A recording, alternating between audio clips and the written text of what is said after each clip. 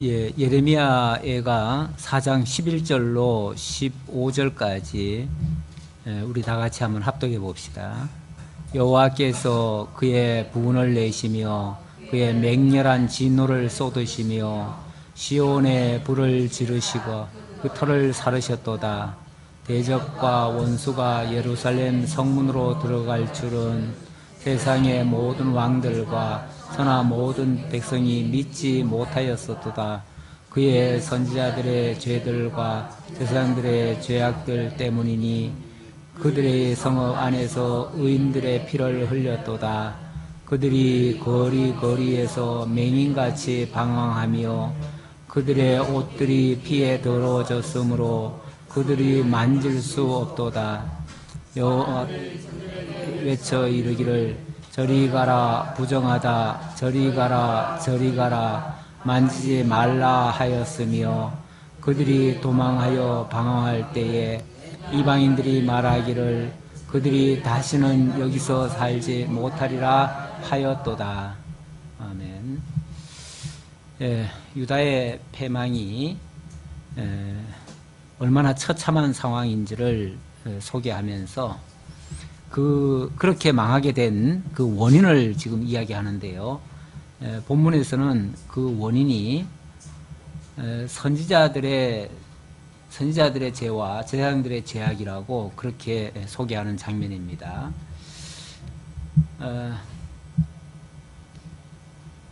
유다의 멸망은 일반적인 재해나 전쟁 때문만은 아니고 여호와의 주권적인 심판의 행사라는 뜻입니다. 그래서 일반적인 전쟁 같으면은 겉으로만 파괴되어지죠. 그런데 여기서는 아예 근본까지 다 파헤쳐버리는, 아예 없애버리시는 이런 모습입니다. 그 중에 대표적인 것이 이스라엘 백성들이 생명같이 여기던 그 성소까지 완전히 파괴되어지는 거죠. 그리고 또 가장 이스라엘 백성들이 치욕으로 여기는 것이 뭐냐면은 그 예루살렘 성 안에 이방인들이 들어오는 겁니다. 유대인들은 기본적으로 이방인들이 자기들 영역에 들어오는 것을 용납을 할 수가 없습니다. 그런데 그런 곳까지 들어와요. 심지어는 오히려 다 쫓겨나고 사람들이 이스라엘을 향해서 오히려 저리 가라 부정하다 만지지 말라 뭐 이런 식으로 표현하죠. 완전히 도저히 모든 사람들로부터 버림받는 그런 모습이죠. 이런 상황에 빠지게 될 것을 소개하는 말씀입니다. 그리고 16절부터 여호와께서 노하여 그들을 흩으시고 다시는 돌보지 아니하시리니 그들이 제사장들을 높이지 아니하며 장로들을 대접하지 아니하였음이로다. 아까는 선자들의 죄와 제사장들의 죄악이다. 13절에 그 말이 있었죠. 그의 선자들의 죄들과 제사장들의 죄악이다. 이렇게 얘기를 했는데 이번에는 백성들의 죄를 또 지적을 합니다. 백성들의 죄는 뭐냐면은 그들이 제사장들을 높이지 아니하고 장로들을 대접하지 않았다. 이거는 인간적으로 뭐 이렇게 대접 안 했다 차원이 아니고요. 그들이 전하는 말을 듣지 않았다. 그 얘기죠.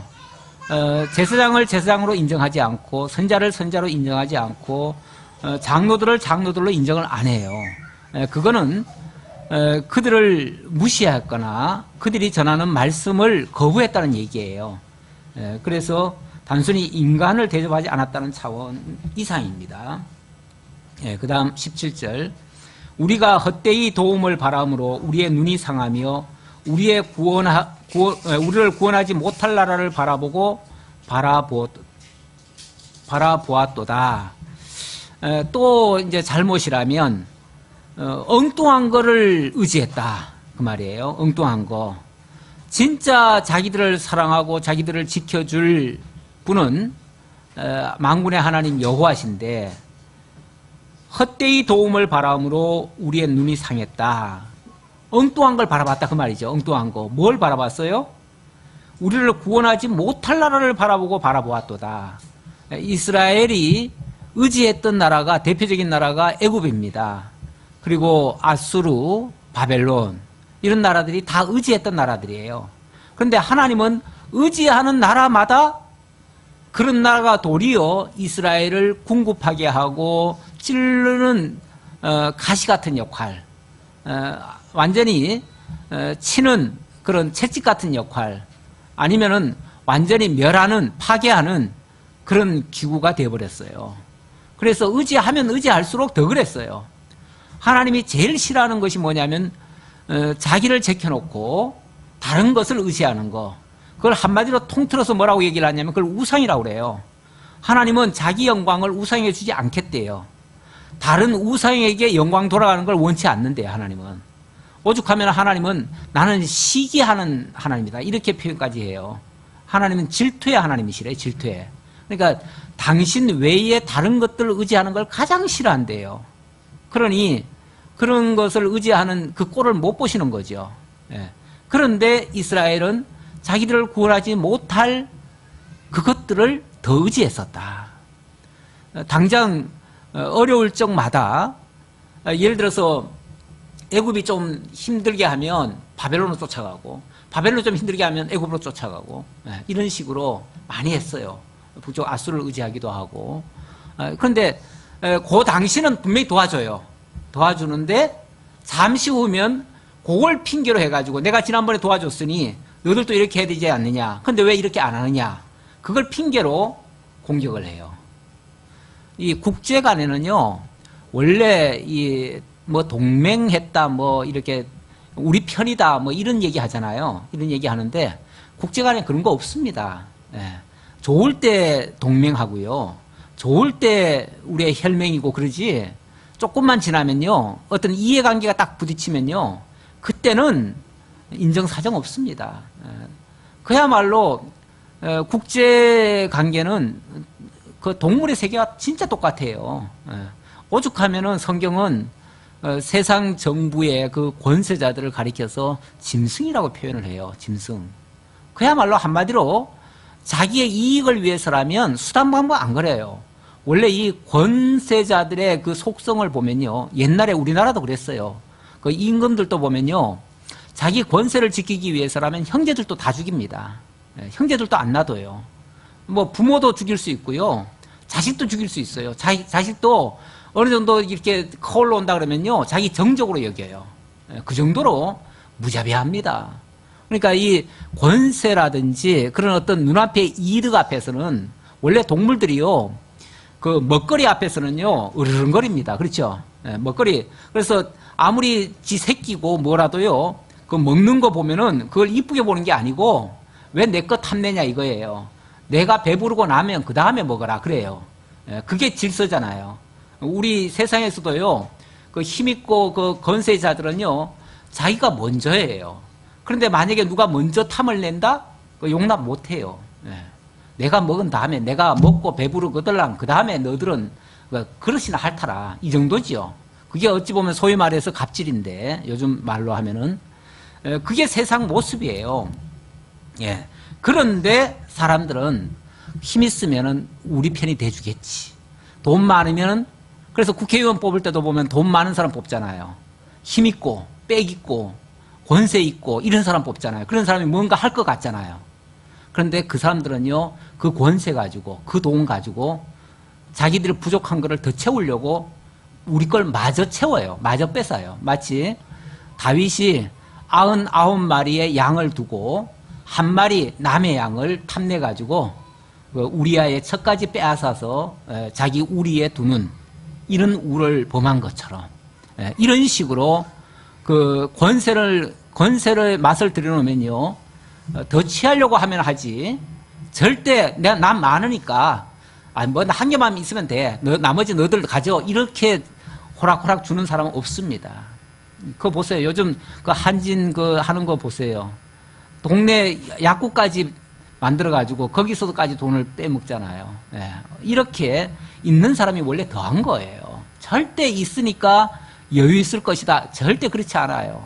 오히려 어려운 사람이 더 형편을 살피는 건데, 여기서 말하는 거는 하나님 외에는 우리가 의지할 대상이 없다, 그 얘기를 하는 거예요. 뭐 누구는 그러면 더 나은가? 가난한 사람 뽑아주면 그럼 괜찮은가? 그렇지도 않아요. 가난한 사람도 돈만 알아놓으면요 또 바뀌어요. 그러니까 인간은 근본적으로 사실은 의지할 대상은 못 된다. 다만 우리가 그렇게 함부로 착각하지 말라 그 얘기예요. 착각하는 순간 여의도 당한다. 실제로 이스라엘이 주변의 열강들을 의지했다가 그것들이 발목이 잡혀가지고 오히려 그렇게 망했다 그 말이죠. 그들이 우리의 걸음을 엿보니 우리가 거리마다 다 다닐 수 없으며 우리의 끝이 가깝고 우리의 날들이 다하였으며 우리의 종말이 이르렀도다. 우리를 뒤쫓는 자들이 하늘의 독수리보다 빠르며 산 꼭대기에서도 뒤쫓으며 광야에서도 우리를 잡으려고 매복하였도다. 사실 하나님의 눈을 피해서 우리 스스로 도움의 장소를 찾으려고 하면 세상 어디에도 없습니다. 없어요. 우리가 어디 가면은 살 것이다. 누구를 따라가면은 살 것이다. 어느 것도 도움이 안 되고요. 어느 것도 우리 우산이 안 돼요. 우리 한국도 참 한동안 미국의 핵 우산 아래 안전을 보장을 받겠다고 어지간해도 목매했었지요. 그런데 사실은 미국에 목매면 목맬수록 미국이 우리를 더 압박할 거예요. 그러니까 어느 나라도 우리는 의지하시면 안 돼요. 그냥 그럴 적마다 오히려 하나님 더 의지해야지요. 하나님 외에는 우리를 정말 강건하게 해줄 존재가 없다는 것을 믿어야 됩니다. 우리의 콧김 곧 여호와께서 기름 부으신 자가 그들의 함정에 빠졌으며 우리의 콧김 여호와께서 기름 부으신 자가 그들의 함정에 빠졌다. 사실 지도자들부터 엉뚱한 데다가 관심을 가졌기 때문에 백성들은 뭐 그냥 따라갈 수밖에 없는 거죠. 그런 함정에 빠져가지고 허우적대니까 백성들은 그냥 같이 빠져 죽는 거죠. 뭐 지도자들이 정신 못 차리는데 밑에 사람들이 무슨 또 제정신이 있겠어요. 또 무슨 정신 차린들 어떻게 또 이겨내겠어요. 우리가 그를 가리키며 전에 이르기를 우리가 그의 그늘 아래에서 이방인들 중에 살겠다 하던 자로다. 전에 이방인들 중에 살겠다 하던 자로다. 우습 땅에 사는 딸 에돔아 즐거워하며 기뻐하라. 잔이 내게도 이를지니 내가 취하여 벌거벗으리라. 그런데 그 꼴 참 좋다고 옆에서 또 박수치고 야 너들 하나님 너들 뭐 하더니 참 꼴 좋다 하고서 같이 조롱하는 자가 있다면 너들도 기뻐하지 말아라. 이제 다음은 너들 차례다. 하나님 그 말씀하는 거죠. 그러니까 남이 불행한 일을 빠지면은요 그거 고시라고 또 하면 안 돼요. 뭐 아까 잠깐 그 인터넷을 보니까 뉴스에 뭐 일본에 지금 1415mm가 내린 지역이 있대요. 한 지역에. 그래가지고 완전히 지붕 위에 사람들이 그냥 올라가 있더라고요. 도움을 구하고. 온통 마을이 전부 다 물바다가 돼버렸죠. 뭐 이미 다 가라앉아 버린 집도 많고, 어마어마한 거죠. 그런데 거기에 달린 댓글들이 너무 또 유치해요. 댓글들이 참 일본이 우리한테 그렇게 하더니 참 고시다는 거죠. 한마디로. 너들 참 잘 당한다. 딴 데는 그렇게 해도 불쌍한 마음이라도 드는데 너들한테는 어떻게 불쌍한 마음도 안 든다.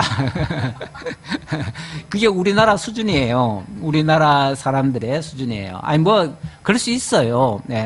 한편으로는 인정도 하면서도 왜 그랬잖아요. 일본하고 그 벨기에하고 축구하는데 일본이 2대 0으로 이기고 있다가 3대 1로 졌잖아요.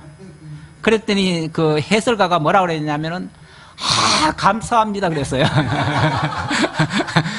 그 해설위원이 그랬더니 아나운서가 깜짝 놀래가지고 이거 이렇게 말씀하시면 안 됩니다. 사과하세요 그랬어요.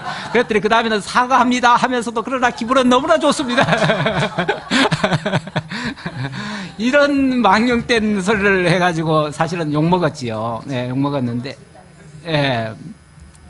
또 뭐 한편으로는 또 뭐 일본도 그러니까 또 우리도 그래야 되지 않냐 그러는데 사실 그런 식으로 하면은 뭐 다 등 돌려야지요. 다들 솔직히 우리나라를 전 세계 어느 나라가 우리를 이뻐하겠어요.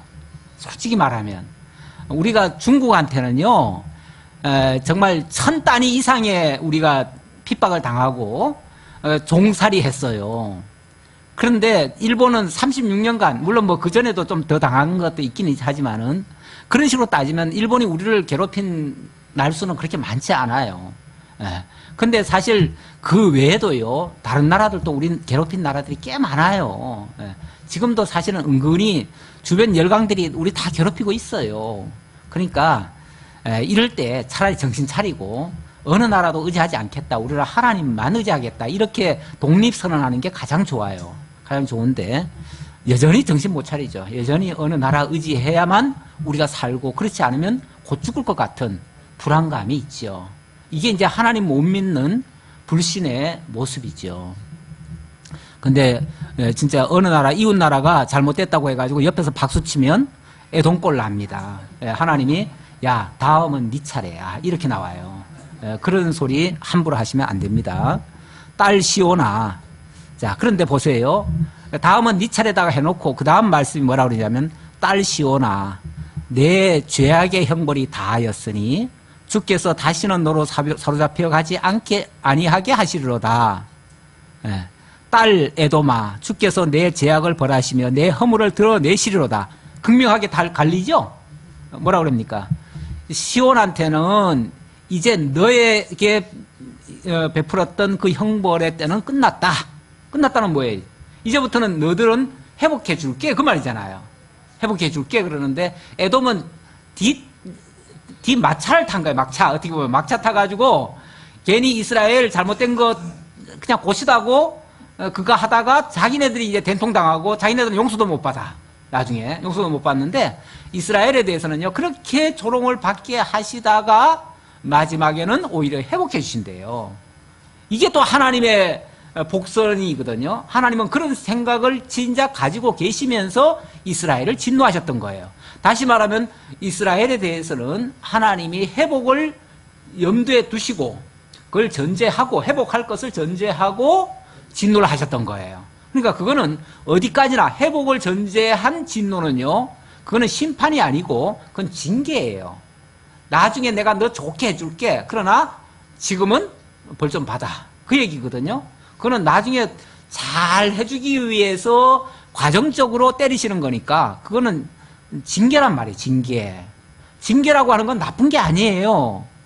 나중에 아파트 더 멋있게 지으려고 지금 좀 두들겨 부시는 거나 같은 거예요. 그거는 리모델링 위한 리폼을 위한 그러한 역사예요.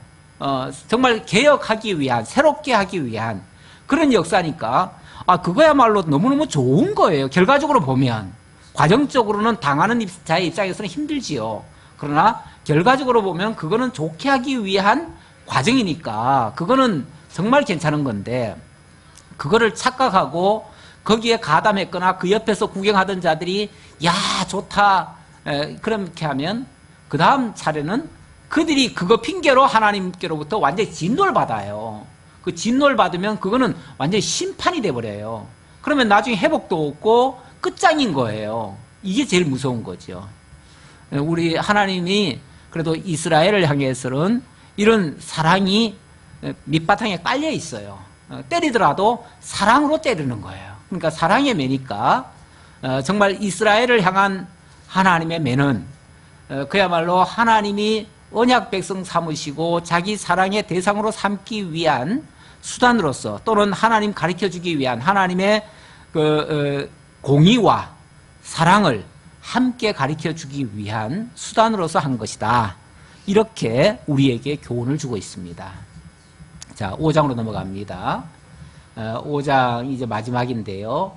계속 이어지는 말씀입니다. 이어지는 말씀은 회복에 대한 강구지요. 이 큰 타이틀은 회복에 대한 강구입니다. 그 회복에 대한 강구를 하나님의 언약에 근거해서 강구한다 그 말이에요. 그래서 그 위에 상위 타이틀은 언약의 성취 강구잖아요. 이 예레미야 전체가 굉장히 우울한 그래서 굉장히 슬픈 상황을 소개하고 그거에 대한 정말 이 저자의 안타까운 그 탄식 오호라 하는 그 정말 애가를 부르는 그런 모습이었지만 그러나 그것은 하나님의 언약을 전제하고 있기 때문에 그 상황을 하나님 앞에 호소하며 하나님의 자비를 구하며 하나님의 약속 따라 회복해 달라고 구하는 내용이에요. 어찌 보면 그 하나님을 의심해서 하는 말이 아니에요. 우리 애기 엄마들이 애기들을 좀 혼낼 때 때때로는 눈 딱 감고 아주 그냥 아주 매정하게 좀 혼을 내시는데 그 애기도 사실은 엄마가 나 안 죽일 줄 알아요. 예, 알기 때문에 막 통상도 하고 울기도 하지만은 그래도 끝끝내 엄마가 나를 지켜줄 거라고 하는 그걸 가지고 해요. 그러니까 이걸 이 보증 또는 어떻게 보면 이 언약, 이게 이제 언약인데 그 언약에 대한 기대를 가지고 구하는 것과 그것 없이 그런 어떤 언약이나 보증이 없이 정말 이 사람한테 맞으면 죽을 수도 있다 이런 생각에서 만약에 맞는 매라면 그거는 정말 공포죠. 그건 공포예요. 가끔 그 부모가 아닌 남들 같으면은 남들이 막 폭행하고 막 그렇게 하는 거 보면은 정말 죽을 것 같죠. 그건 진짜 두렵지요. 그런 거와는 차원이 다른 거예요. 그러니까 하나님한테는 매를 맞더라도 사랑의 매라는 사실을 알고 지금 당하니까 그래도 소망을 가지고 있는 말이죠. 자, 그런 소망을 가지고 기도하는 내용이다 그 말이에요. 5장 1절로 5절에서는 백성들이 받은 치욕 상황을 소개하면서 잃어버린 기업에 대해서 호소하는 장면입니다. 여호와여 우리가 당한 것을 기억하시고 우리가 받은 치욕을 살펴보옵소서. 우리의 기업이 외인들에게 우리의 짐승 집들도 이방인들에게 돌아간나이다. 이런 호소를 왜 하지요? 만약에 그 하나님이 돌보시지 않는 줄 안다면 이런 소리 하면 뭐해요? 그렇죠? 그런데 이런 소리를 한다는 것은 이것이 하나님께서 허락해서 그렇게 됐다는 것을 좀 하나님 앞에 고백하면서 하지만 하나님께서 우리를 하나님은 절대로 자기 기업을 버리지 않으시잖아요. 우리 하나님이 애굽 땅에서 이스라엘 백성들을 인도해 내시면서 하나님이 주신 기업은 어떠한 경우에도 이뤄지지 않고 없어지지 않는다. 이거를 강조하기 위해서 율법 안에도 집어넣어놨어요. 그래서 절대 자기 기업은 하나님이 분정한 그 기업은 절대 다른 데로 넘어갈 수 없다. 이방인에게는 더더욱 넘어갈 수 없다. 자기 동족들에게는 많이 넘어갔다면 희년에는 반드시 원상복귀를 해줘라. 이렇게까지 하고요. 또 심지어 만약에 그 자녀가 없이 죽었을 경우에는 그 고엘이라고 하는 제도를 통해서 쉽게 말하면 양자지요. 양자를 통해서라도 기업을 얻고요. 심지어는 아들들이 없어가지고 딸들만 있는 집 같은 경우는 그래도 기업이 넘어가면 안 돼요. 그래서 그런 경우는 그 같은 지파 내에서 결혼을 해라. 그래서 기업이 넘어가지 않도록. 이거는요. 그 단순히 뭐 이게 뭐 저 어떤 뭐예요? 우생학적인 그런 차원에서 하는 말이 아니에요. 그런 차원에서 뭐 결혼은 이런 사람들과 결혼해야 좋다 뭐 이런 얘기 하려는 게 아니고 그거는 철저하게 하나님이 주신 기업은 어떤 경우에도 없어질 수 없다. 바뀌지 않는다. 안 넘어간다. 이걸 가리키려는 말이거든요. 그렇다면 하나님이 지금 이 기업을 외인들에게 막 다 빼앗기도록 해버렸어요. 모든 게 다 탈취당했어요. 그렇다면 이 기업은 하나님께서 반드시 희년이면은 되돌려 주신다라고 하는 그 약속을 지금 내포하고 있는 거예요. 그러니까 그걸 가지고 이렇게 호소하는 거죠. 호소하면은 하나님께서 알았다. 내가 희년에 돌려줄게. 이제 그 차원이죠. 그렇게 하나님이 응답하도록 구하는 거죠. 그걸 약속을 의지하면서. 그러면서 3절에 우리는 아버지 없는 고아들이오며 우리의 어머니는 과부들 같으니 우리가 은을 주고 물을 마시며 값을 주고 나무들을 가져오며 우리를 뒤쫓는 자들이 우리의 목을 눌러싸우니 우리가 기진하여 쉴 수 없나이다. 지금 뭐 형편은 참 끔찍하지요. 끔찍해요. 끔찍하지만 우리 하나님이 또 이런 말씀도 하시잖아요. 절대 고아나 과부, 나그네 함부로 대하지 말라고 그러죠. 그들의 고아가 없다고 해가지고 무시하거나 그렇게 하면 내가 너희의 하나님, 그들의 고아가, 그들의 아버지가 되어주고 그들의 남편이 되어주고 그들의 주인이 되어주겠다 이렇게 말씀하셔요. 그러면서 과거에 너희도 과부였고 고아였고 나그네였다. 그러나 내가 너희의 아버지가 되어주지 않았느냐, 너희의 남편이 되어주지 않았느냐. 그런 것처럼 절대 고아로 내버려 두지 않을 것이다. 과부로 내버려 두지 않을 것이다. 나그네로 내버려 두지 않을 것이다. 이 말씀을 하신 거죠. 그 말씀을 붙잡고 지금 기도하는 거예요. 그러니 하나님, 지금 우리가 이 고아 신세가 됐고 과부 신세가 됐는데 하나님 그냥 내버려 두시면 안 되지 않습니까? 하나님은 그렇게 내버려 두시지 않겠다고 말씀하시지 않았습니까? 그런 얘기죠. 6절이에요. 우리가 애굽 사람과 아수르 사람과 악수하고 양식을 얻어 배불리고자 하였나이다. 이것도 잘못된 판단이었죠. 정말 아수르한테 손 내밀고, 악수했다는 말은 손 내밀었다는 얘기죠. 아수르 사람, 애굽 사람에게 손 내밀어 가지고 그들에게 양식 얻어 가지고 그걸로 살겠다고, 쉽게 말하면 그들 믿고 살았었다 그 말이죠. 이게 큰 불찰 중에 불찰이에요. 이걸 처음부터 알았으면은 그 짓 안 하겠죠. 그런데 선자들은 물론 그게 잘못됐다는 것을 지적하고, 절대 인간 의지하지 말아라. 애굽 의지하면 애굽이 너희들을 찌를 것이다. 그러면서 너희들을 의지하는 것마다 너희들을 도리어 찌를 것이고 공경에 빠뜨릴 것이니 절대 의지하지 말아라 했지만은 이스라엘 그 지도자들은, 어리석은 지도자들은 계속 그렇게 의지했어요. 또 의지 안 하려고 하면 백성들이 가만 안 둬요. 백성들이 막 요즘 말로 하면은 데모해가지고 의지하도록 만들어요. 만들어요. 그러니 그게 다 어리석었다는 것을 이제서 깨닫는 거지요.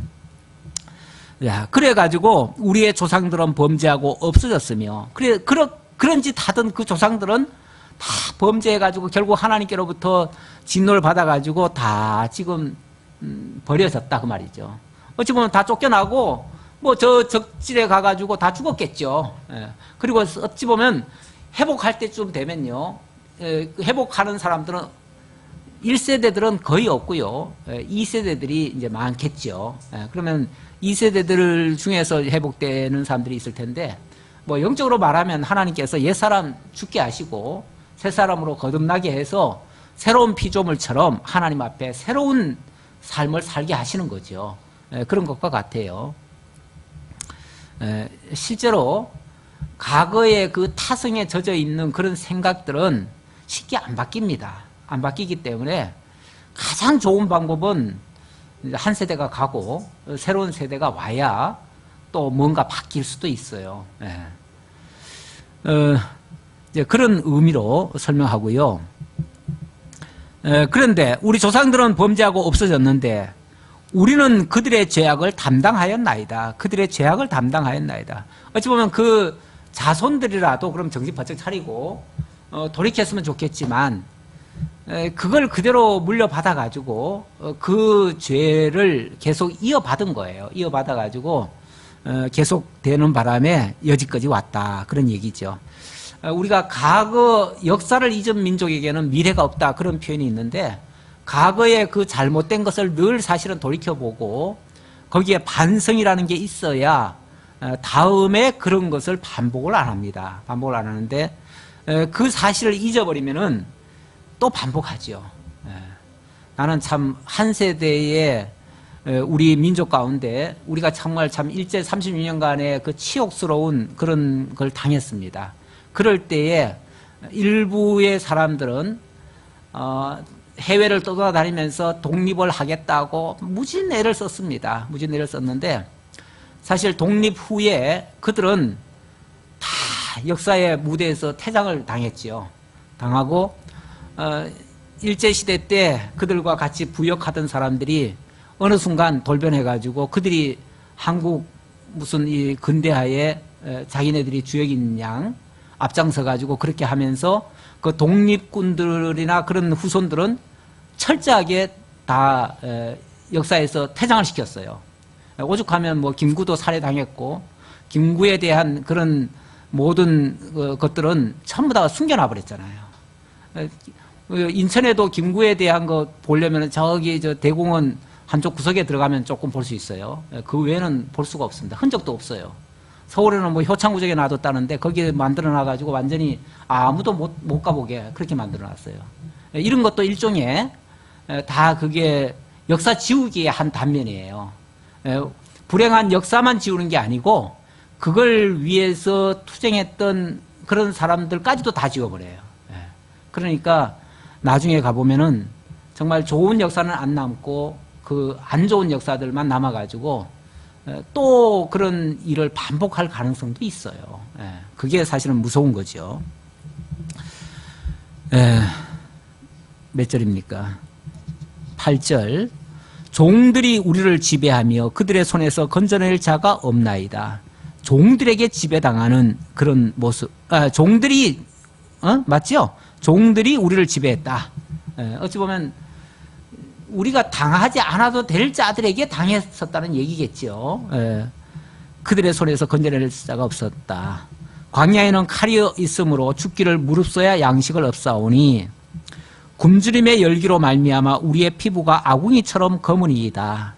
이 광야라고 하는 거 정말 척박한 곳이고 정말 하나님의 특별한 도우심 없이는 살아갈 수도 없는 그런 곳인데 죽기를 무릅써야 양식을 얻는 그런 곳. 사실 뭐 세상살이라는 게 어떻게 보면은 거저 얻어지는 건 없습니다. 정말 생명 바치듯이 희생을 해야 거기서 좀 밥을 먹고 사는 그런 상황이 많지요. 그런 면에서 보면 우리도 지금 광야 생활을 하고 있다고 해도 뭐 과언이 아니에요. 우리가 지금 살고 있는 이 곳이 뭐 너무너무 좋은 곳이다라고 생각하는 사람도 있겠지만 사실은 대부분은 일부는 그렇고요. 대부분은 참 열악한 상황에서 피를 팔아야만 몸을 살을 찢어야만 먹고 살 수 있는 그런 정말 안타까운 경지에 사시는 분들도 꽤 많지요. 특히 우리 예수 믿는 사람들 보면은 특히 더 어렵게 사시는 분들이 꽤 많아요. 왠지 저렇게 안 믿는 사람들은 그렇게 잘 되더라고. 참 안 되는 사람, 그렇죠. 안 믿는 사람들 중에는 정말 떵떵거리고 대를 이어가면서 호강 누리고 아무것도 안 하다가도 어느 날 갑자기 회사 뭐 상무가 되고 전무가 되고 이런 사람도 있고요. 뭐 꽤 많더라고요. 그런 사람들은. 그런 사람들은 그냥 시작부터 달라요. 그러니까 오죽하면 금수저라고 그러죠. 뭐 예수도 안 믿는데 그래요. 예수도 안 믿는데 그런 거 보면은 참 부러워할 만도 한데, 근데 우리 하나님이 참 공평하신 하나님이에요. 그런 사람들을 계속 그렇게 내버려 두시지는 않더라고요, 보니까. 그래가지고 계속 승승장구 하다가 갑자기 그냥 졸지에 망하는 그런 모습을 보여요. 그런 사람들의 모습을 보면 그런 때가 많고, 우리는 좀 서서히 가는 것 같긴 한데 쉽게 망하지는 않지요. 우리는 정말 끈질기게 하나님이 살게도 하시고 이겨내게도 하시고 그 과정에서 또 하나님의 도우심과 함께 하심을 깨닫는, 이게 사실은 더 낫습니다. 이게 더 나아요. 우리 전도서 잠언에 있나요? 잠언에 보면은 우리가 육선이 가득하고 싸우는 것보다 뭐라고 그래요? 갖은 채소를 먹으면서 오두막에 사는 것이 훨씬 낫다, 이런 표현이 있죠. 어찌 보면 우리가 그 후자에 속한 자들이죠. 육선이 가득하고 맨날 치고받고 싸우고 그냥 하루도 마음 편하지 못하고 두려워 벌벌 떨면서 사는 사람들도 있고요.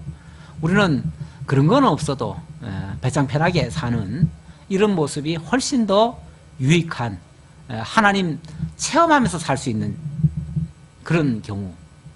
두테르테가 그런 말을 했더라고요. 두테르테가 하나님은 바보야. 그러면서 만약에 하나님이 있다면은 있다는 것을 증명하는 자가 있다면 내가 오늘이라도 당장 대통령직 사임하겠다. 그 말을 했어요. 이 안 믿는 사람들은 이렇게 하나님을 조롱을 해요. 하나님을 조롱을 해요. 하나님 없다는 거죠. 하나님 없다. 자기가 볼 때는 하나님 없다.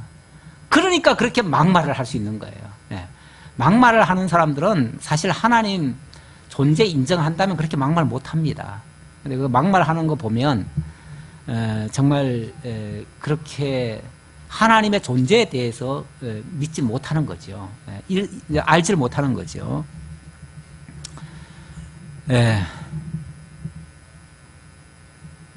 11절. 11절. 유다의 죄악을 고백하면서 처참한 상황을 진술하는 장면의 내용인데요. 자, 11절 보겠습니다. 대적들이 시온에서 부녀들을 유다 각 성읍에서 처녀들을 욕보였나이다. 지도자들은 그들의 손에 매달리고 장로들의 얼굴도 존경을 받지 못하나이다. 청년들이 맷돌을 쥐며 아이들이 나무를 지다가 엎드려 지오며 노인들은 다시 성문에 앉지 못하며 청년들은 다시 노래하지 못하나이다. 다 어려운 상황에 빠졌다는 얘기겠죠. 우리의 마음에는 기쁨이 그쳤고 우리의 춤은 변하여 슬픔이 되어 싸우며 우리의 머리에서는 면류관이 떨어져 싸우니 오호라 우리의 범죄 때문이니이다. 오호라 우리의 범죄 때문이니이다. 제대로 이제 우리가 범죄했다는 것을 깨닫고 어찌 보면 진정한 회개를 하는 그런 모습이라고 볼 수 있죠. 그 다음 이러므로 우리의 마음이 피곤하고 이러므로 우리의 눈들이 어두우며 시온산이 황폐하여 여우가 그 안에서 노나이다. 물론 이 상황 자체가 아주 극심한 상황임을 이제 얘기하는 건데 우리 하나님께서 돌이키게 하실 때는요 가장 낮은 자리까지 내려가게 하셔요. 높은 자리에서 사실 돌이키는 사람이 있습니까? 하나님이 이렇게 막 해주면은 하나님께로 막 돌아올 것 같죠? 하나님이 막 부욕하게 해주고 하나님이 모든 것이 다 풍요롭게 해주고 뭐 구하는 대로 착착 다 이루어지고 그러면은 하나님께로 쑥 들어올 것 같죠? 그런 사람들은 뭐가 아쉬워서 하나님께로 오겠어요? 그런 사람들은 하나님께 올 이유도 조건도 안 돼요. 모든 게 다 풍요로운 사람은요 하나님이 아쉽질 않아요. 필요가 없어요. 하나님이 필요가 없어요. 진짜 필요한 자는요 가장 낮은 자리로 내려가야 돼요. 이제 더 이상 내려갈 데가 없어야 그때는 오직 구할 데가 하나님밖에 없어요. 그러려면 세상에서도 어찌 보면 버림받아야 돼요. 제가 구약 성경 이렇게 해석하다 보니까요 그 여종 같은 경우 여종이 자유케 되는 법이 있어요. 유일한 법. 그 유일한 법은요 주인에게 버림받아야 돼요. 주인에게 버림받으면 자유인이 돼요. 희한하죠? 만약에 주인이 이뻐해 주고요 주인이 데리고 살고 그러면은 그 집에서 평생 못 나와요. 종으로 못 나오는데 주인이 만약에 미워하는 경우가 있어. 미우면은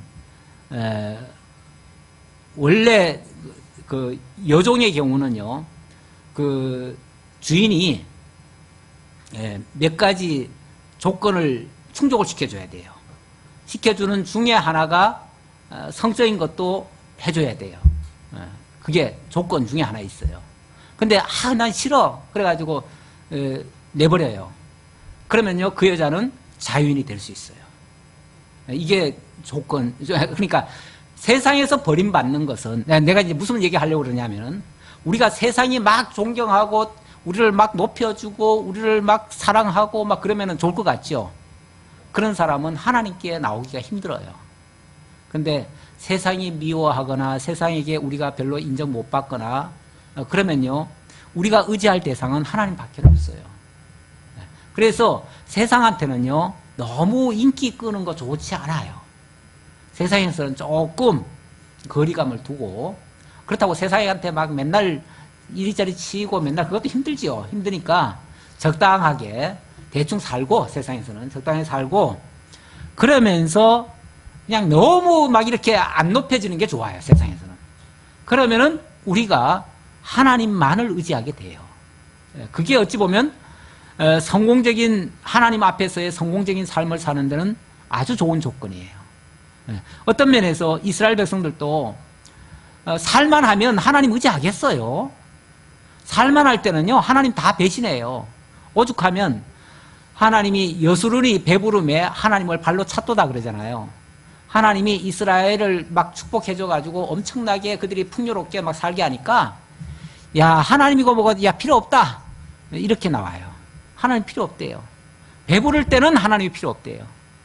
그런데 하나님이 공고하게 하니까 하나님만이 우리를 살게 하실 유일한 정말 하나님의 은혜가 되는 거죠. 유일한 소망이 되는 거죠. 자, 19절입니다. 19절로 22절까지 백성들을 돌이켜서 주께로 돌이켜서 옛적 같게 해달라고 간구하는 내용입니다. 이제 하나님께 돌아가야 돼요. 살 길은 하나님께로 돌아가야 돼요. 여호와여, 주는 영원히 계시오며 주의 보좌는 대대에 이르나이다. 주께서 어찌하여 우리를 영원히 잊으시오며 우리를 이같이 오래 버리시나이까. 여호와여, 우리를 주께로 돌이키소서. 그리하시면 우리가 주께로 돌아가겠사오니 우리의 날들을 다시 새롭게 하사 옛적 같게 하옵소서. 주께서 우리를 아주 버리셨사오며 우리에게 진노하심이 참으로 크십니이다. 요 22절의 말씀은 이렇기 때문에 우리가 하나님께로 돌아갈 수 있는 그런 상황이 됐다, 그 얘기예요. 그러면서 한마디 더 강조하는 게 뭐냐면 여호와여, 우리를 주께로 돌이키소서. 그리하시면 우리가 주께로 돌아가겠습니다. 그렇게 얘기합니다. 주께서 돌이키시면 돌아가겠습니다. 그러니까 이 돌아간다는 말이 회개 아닙니까? 회개. 그렇죠? 회개라는 것도 우리는 얼른 생각에 그래, 잘못 뉘우치고 빨리 회개해. 잘못했다고 해. 그럼 용서해 줄게. 맞아요. 말은 그 말이 맞는데 아니 뭘 알아야 뭐 회개를 하고 알아야 돌아가지요. 사실 이 회개도 기술이 필요한데요. 어리석은 자는 회개도 할 줄 몰라요. 그게 깨달아지질 않아요. 그래서 깨달아지는 것도요, 이것도 은혜예요. 다시 말하면 하나님이 돌이켜줘야 돌이킬 수가 있어요. 하나님, 그러니까 그것도 하나님의 은혜가 공급되지 않으면 우리는 회개도 못한다, 그 말이에요. 회개, 말이 쉬워서 회개지요. 회개라는 근본 회개는 예수께로 돌아가는 건데, 하나님께로 돌아가는 건데, 하나님께로 돌아가기가 얼마나 어려운지 몰라요. 세상 모든 인류가 아담 이후로 원래는 하나님 안에 있던 자들이죠. 그런데 타락하고 하나님을 떠난 것이 이제 그게 죄악이 됐고요. 그 죄악에서 하나님께로 돌아가는 것이 회개고, 그래서 회개하고 주 예수를 믿으라, 그 말은 회개하고 하나님께로 돌아가는, 그게 이제 정말 살 길인데, 이렇게 쉬운 길이에요. 어떻게 보면 쉽잖아요. 그렇죠? 그런데 그 쉬운 것이요, 하나님의 은혜가 없이는 안 된다는 거예요. 죽었다 깨라도 회개 못할 자들은 회개 못해요. 그런데 하나님이 돌이키시면 회개할 수 있다. 하나님이 돌이키셔야만 회개할 수 있다. 그래서 본문에서도 하나님이 우리를 돌이키시면 우리가 돌아가겠나이다. 거기 앞에 여호와여 이렇게 말합니다. 여호와여. 여호와란 말은 우리가 늘 말씀드렸지만 언약하시고 언약대로 이루시는 자라는 뜻이에요. 하나님, 우리를 사랑하신다고 하지 않았습니까? 우리를 돌이키신다고 하지 않았습니까? 우리를 끝까지 지켜주신다고 하지 않았습니까? 그렇다면 우리를 돌이켜주세요. 그러면 우리가 돌아가겠나이다. 뭐 좀 쉽게 말하면 우리 좀 이끌어주세요. 그러면은 우리가 일어날게요. 뭐 지난주에 제가 좀 수술하는 바람에 처음에는 뭐 제가 자신만만하게 막 쉽게 막 했는데 어느 순간 그 다음에 제가 자신감을 좀 잃어버렸어요. 그러니까 집사람이 이렇게 땡겨주지 않으면 내가 못 일어나겠더라고요. 처음에는 혼자도 씩씩했는데, 그러니까 스스로 자고 할 때는요, 그게 자고한 거죠. 스스로 자고 하면 그거는 이제 망하는 길이고요. 내가 약하니까 어떻게 보면 나를 붙들어 주면은 내가 하겠다라고 이렇게 좀 겸손한 자세로 하니까 쉽게 되더라고요. 그러니까 이 도움이 필요해요. 좀 도움을 요청할 때는 해야겠죠. 그래서 오늘은 제가 요청을 좀 했습니다. 주께서 우리를 돌이키시면 우리가 돌아갈 수 있다. 그러면 우리가 뭐 할 수 있다? 새롭게 하사 옛적 같게 하옵소서. 어찌 보면 그 새롭게 옛적 같이, 이게 어떻게 보면 상반된 말이잖아요. 그렇죠? 옛적 같으면은 뭐예요? 새로운 게 아니죠.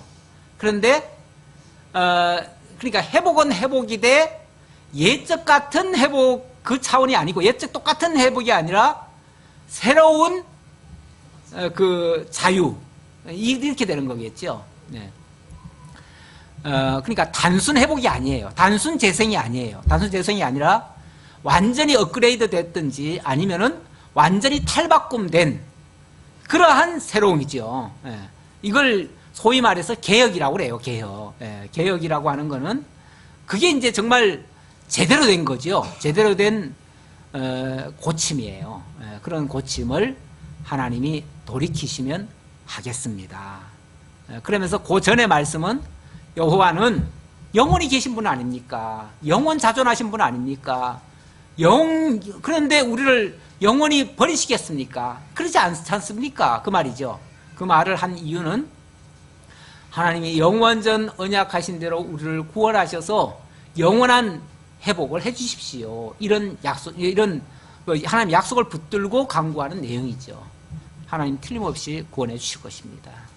오늘 신약적으로도 하나님 정말 타락한 인생들 하나님께서 회개케 하셔서 하나님께로 돌이키시고 예수 그리스도를 믿음으로 말미암아 새로운 피조물, 거듭난 피조물, 그래서 영원히 하나님의 나라에서 살 수 있는 그런 존재로 하나님이 만들어 가시기 위해서 우리를 이 죄악된 세상에 잠시 머물러 두셨다가 거기서 연단 받으신 후에 하나님께서 회복해 주실 것을 약속하셨습니다.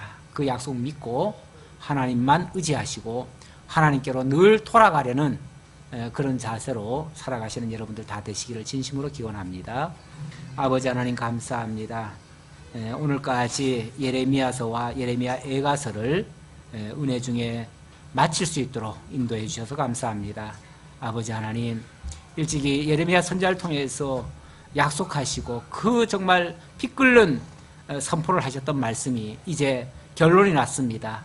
하나님께서는 이러한 역사를 하시기 위해서 그토록 정말 많은 고통을 겪게 하셨습니다. 아버지 하나님이 역사하시는 그 과정에 이런 많은 역경의 고난, 터널 같은 것이 있다는 것을 저희들 기억하고 그 과정을 살아가는 저희들 겸손하게 하나님 배워가기를 힘쓰는 저희 모두가 되도록 함께해 주옵소서. 베풀으시는 은혜 감사드리옵고 예수님의 이름으로 기도하옵나이다. 아멘.